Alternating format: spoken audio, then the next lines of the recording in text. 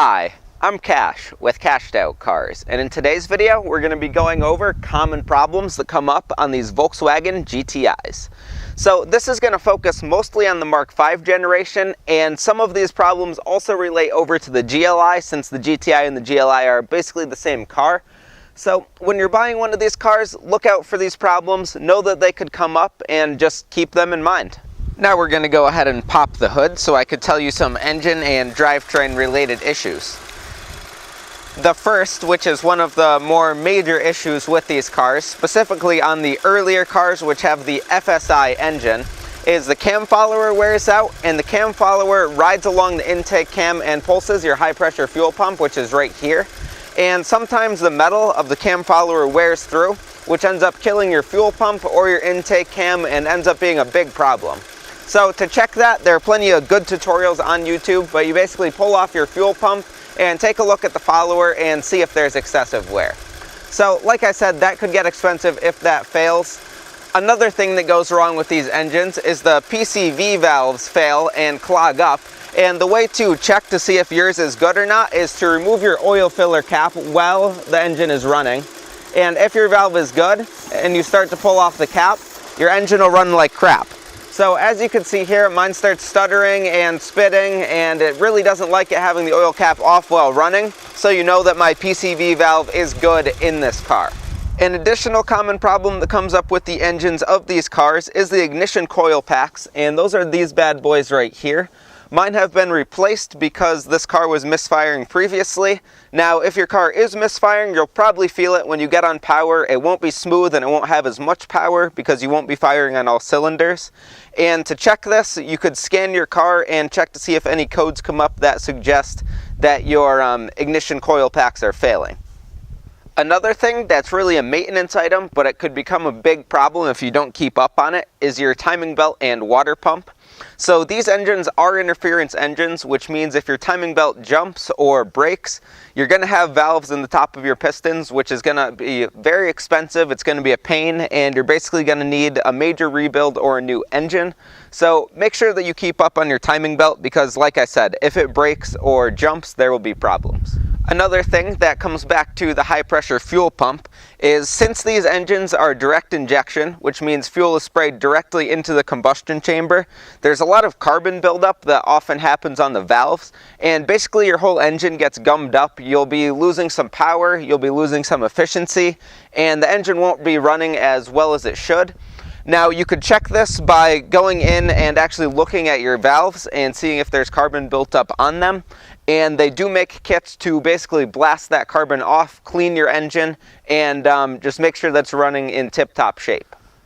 Another drivetrain issue that comes up with these cars is engine and transmission mounts, and when these fail, your engine will be slopping around a lot in the engine bay. It won't feel quite as smooth when you get on power, and like I said, you'll feel the engine and transmission sort of clunking a little bit. And since the engine and transmission are free to move when those parts fail, you'll often break your flex pipe on your exhaust because it's meant to flex, but it's not meant to flex that much when the mounts are going. So I've had to replace transmission mounts on both this car and my Mark 5 Rabbit, which I had before. So it's definitely a pretty common problem with these Mark 5 Volkswagens.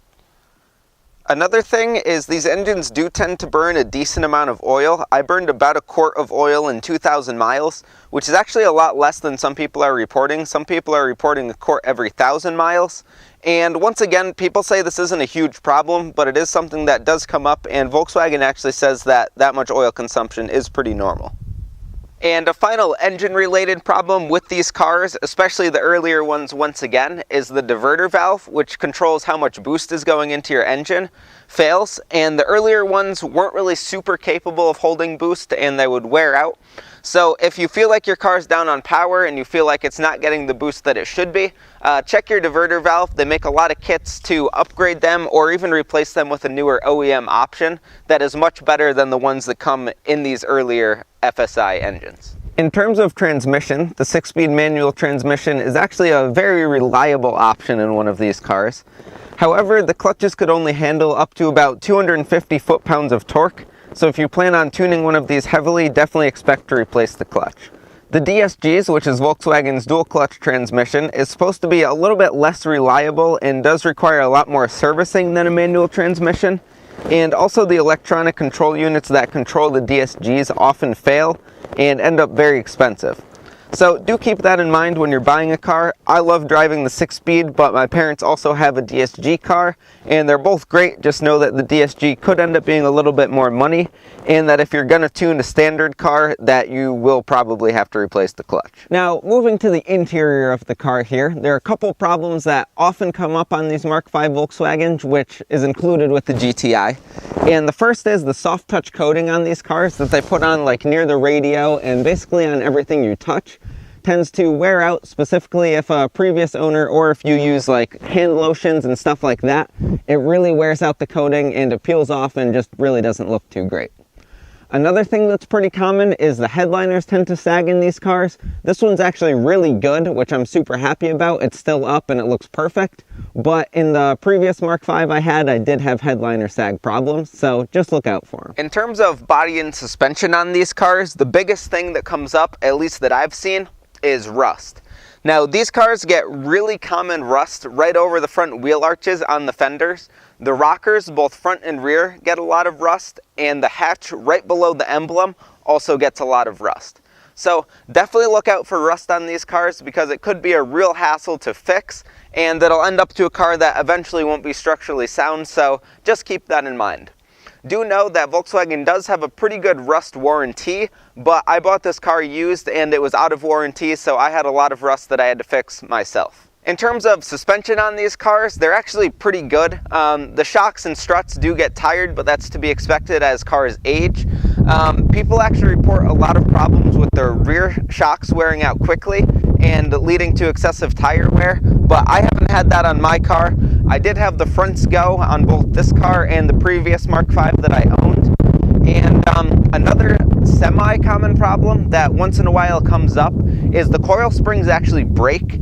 And when I bought this car, the front coil springs were broken. At first I thought it was just how the car sat, but upon further inspection they were broken. So do look out for that because you'll have to replace your springs and struts. So guys, that's it for this video. Even though these GTIs do have some common problems that come up, they're really not terrible. They're actually fairly reliable cars and they get decent gas mileage. So if you're considering one, look out for these problems, know that they could come up, and all in all, it'll still be a pretty great car. So with all that said, thank you so much for watching. Please like this video if you liked it and subscribe for more. I hope you stick around for the next one.